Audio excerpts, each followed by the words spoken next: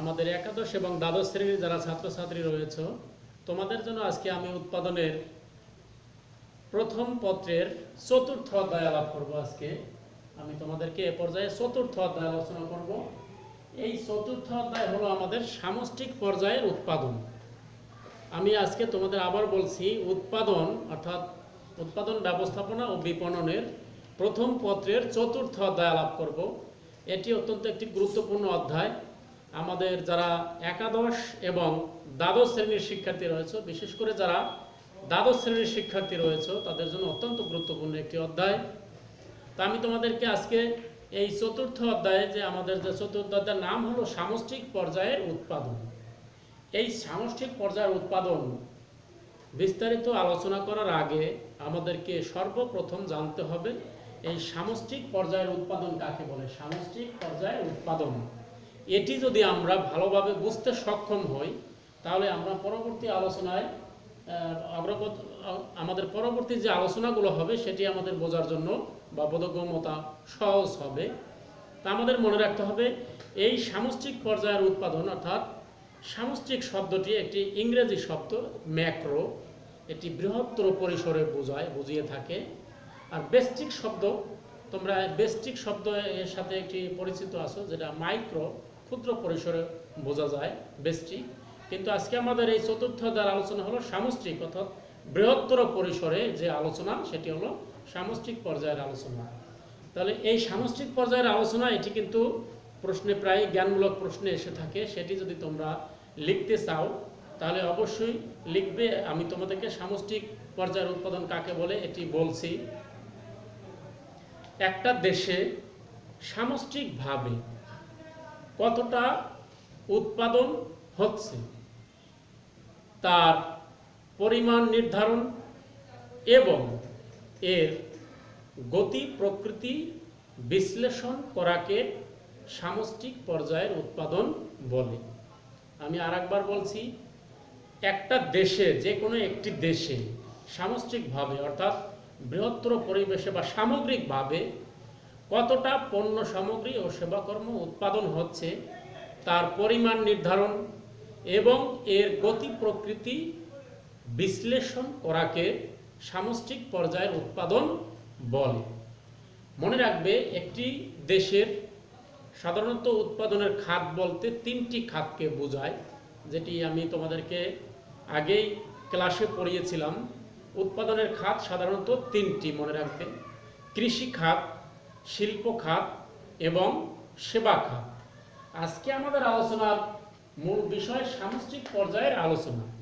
কিন্তু উৎপাদনের যেহেতু খাত তিনটি, এই তিনটি উৎপাদনের খাত, কৃষি খাত, একজন কৃষক বা একজন ব্যক্তি পর্যায়ে আমরা যখন বলবো যে একজন কৃষক সে কি পরিমাণে পণ্য সামগ্রী উৎপাদন করলো, এটি আলোচনার বিষয় হলো বেস্টিক, যেখানে আলোচনা করা হয় অর্থাৎ ক্ষুদ্র ক্ষুদ্র পরিসরে। কিংবা একটা শিল্প প্রতিষ্ঠানে বা একজন ব্যক্তি সে কতটা শিল্প পণ্য উৎপাদন করলো, এই আলোচনা বেস্টিক পরিসরে হয়ে থাকে বা ক্ষুদ্র পরিসরে। এবং সেবা খাতে একজন ব্যক্তি বা একটি প্রতিষ্ঠান কতটা সেবা পণ্য উৎপাদন করলো। কিন্তু আমরা যখন সামষ্টিক পর্যায়ের উৎপাদন আলোচনা করব তখন সেই মোট যে কৃষি খাত, সে মোট কৃষি খাতে একটি দেশে কত উৎপাদন হলো, মোট শিল্প খাতে কত উৎপাদন হলো, মোট সেবা খাতে কত উৎপাদন হলো, এই তিনটি খাত একত্রিত করে যখন আমরা মোট পরিমাণ বের করব একটি দেশে, যে সামগ্রিকভাবে বা মোট কতটা সে পণ্য সামগ্রী ও সেবাকর্ম উৎপাদন করলো, এই তিনটি খাত মিলিয়ে সেই আলোচনা হবে আমাদের সামষ্টিক পর্যায়ের আলোচনা। তাহলে মনে রাখবে, আমাদের এই সামষ্টিক পর্যায়ের আলোচনা অত্যন্ত ব্যাপক এবং বৃহত্তর পরিসরে। এই সামষ্টিক পর্যায়ের আলোচনা আমাদের সর্বপ্রথম যে বিষয়টি আলোচনা করা দরকার সেটি হলো জাতীয় আয় অথবা ন্যাশনাল ইনকাম। জাতীয় আয় অথবা ন্যাশনাল ইনকাম। মনে রাখবে, এই জাতীয় আয়ের সংজ্ঞা যদি তোমরা দিতে চাও কখনো, অথবা জাতীয় আয় বলতে কি বোঝায় বা কিভাবে আমরা জাতীয় আয় নির্ণয় করতে পারবো, এটি একটি জটিল প্রক্রিয়া। তারপরে তোমরা মনোযোগ সহকারে দেখলে অথবা শুনলে কিংবা বাসায় বইগুলো পড়লে অতি সহজেই বুঝতে পারবে। তো জাতীয় আয় আমরা কিভাবে পেতে পারি? সর্বপ্রথম জিএনপি অর্থাৎ গ্রস ন্যাশনাল প্রোডাক্ট বা মোট জাতীয় উৎপাদন, এর থেকে যখন আমরা অবচয় ব্যয় বা ডেপ্রিসিয়েশন কস্ট, এই জাতীয় মোট জাতীয় উৎপাদন থেকে যখন আমরা ডিসি বা অবচয় ব্যয় বাদ দেব, তখন আমরা পাবো নিট জাতীয় উৎপাদন বা এনএনপি, নিট ন্যাশনাল প্রোডাক্ট। এই এনএনপি পাওয়া যাবে। তখন আমরা এনএনপি থেকে বা নিট ন্যাশনাল প্রোডাক্ট থেকে পরোক্ষ কর যেটি আমাদের বাদ দিতে হবে, তারপরে হস্তান্তর পাওনা এটি বাদ দিতে হবে, পরোক্ষ করকে আমরা ইনডাইরেক্ট ট্যাক্স বলবো, তারপরে হস্তান্তর পাওনা এটি আমাদের ট্রান্সফার পেমেন্ট বলা হয়ে থাকে। এরপরে সরকারের অর্জিত যে মুনাফা উদ্বৃত্ত থাকে সেগুলো বাদ দিয়ে তার সাথে যখন আমরা ভর্তুকি কিংবা সাবসিডি আমরা যোগ করব, তখন আমরা পাবো ন্যাশনাল ইনকাম বা জাতীয় আয়। আমি তোমাদেরকে এই জাতীয় আয় কিভাবে পাওয়া যায় এটি আরেকবার বলছি। প্রথমে আমাদেরকে মোট জাতীয় উৎপাদন অর্থাৎ গ্রস ন্যাশনাল প্রোডাক্ট বা জিএনপি নির্ণয় করতে হবে। সেই জিএনপি থেকে অবচয় ব্যয়, সমস্ত সম্পত্তি, যত মূলধনী যত যন্ত্রপাতি বা সম্পত্তি আছে তার যে অবচয়গুলো আছে, ডিসি বলে এটাকে, ডেপ্রিসিয়েশন কস্ট, এটি বাদ দিলে পরে আমরা কি পাবো? নিট জাতীয় উৎপাদন বা নিট ন্যাশনাল প্রোডাক্ট। এই নিট ন্যাশনাল প্রোডাক্ট বা এনএনপি থেকে আমরা পরোক্ষ কর, হস্তান্তর পাওনা এবং সরকারের অর্জিত মুনাফা উদ্বৃত্ত বাদ দিয়ে তার সাথে আমরা ভর্তুকি যোগ করব।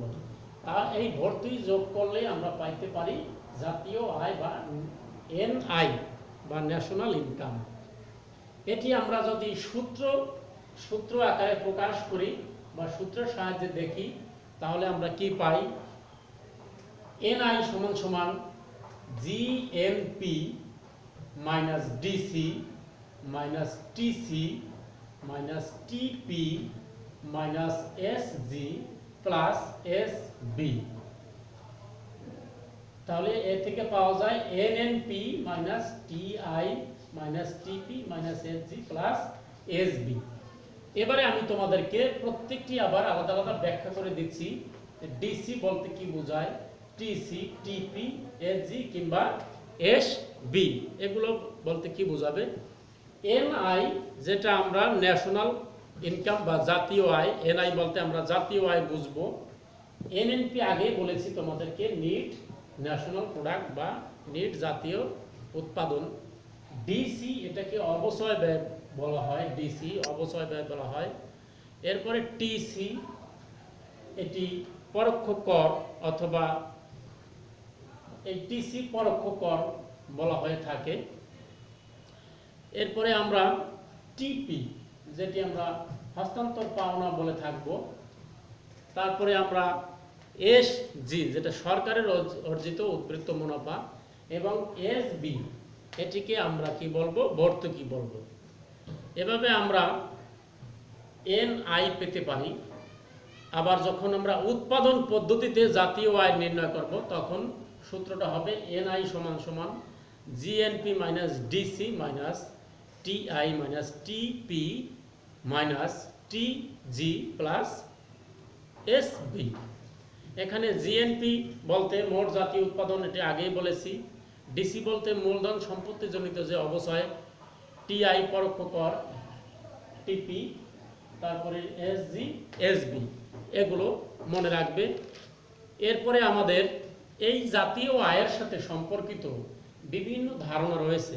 সেই ধারণাগুলো তোমাদেরকে আস্তে আস্তে আমি বোঝানোর চেষ্টা করব। জাতীয় আয়ের সাথে যে সমস্ত ধারণাগুলো রয়েছে সেই ধারণাগুলো আমাদের অত্যন্ত মনোযোগ সহকারে পড়তে হবে এবং শুনতে হবে আর বোঝার চেষ্টা করতে হবে।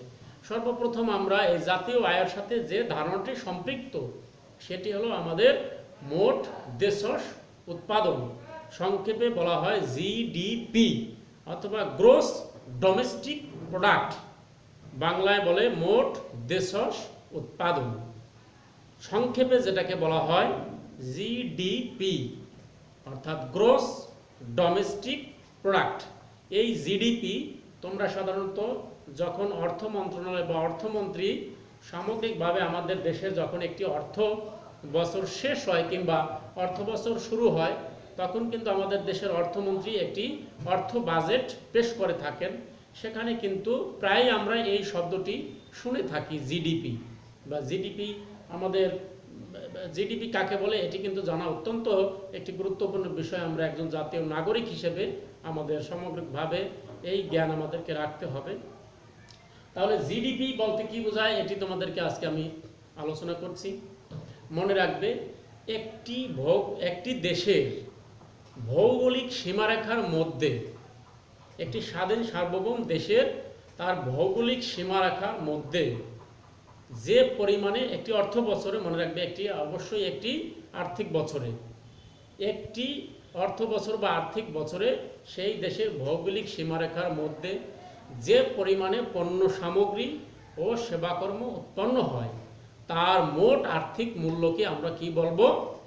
জিডিপি অথবা মোট দেশজ উৎপাদন।